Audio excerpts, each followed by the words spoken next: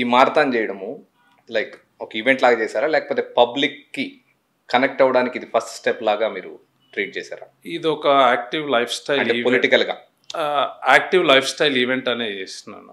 Okay. ఎందుకంటే దాంట్లో చూస్తే వీడియోస్లలో మా పొలిటికల్ సంబంధించిన వాళ్ళు ఒక 5 to 10% ఉంటారు.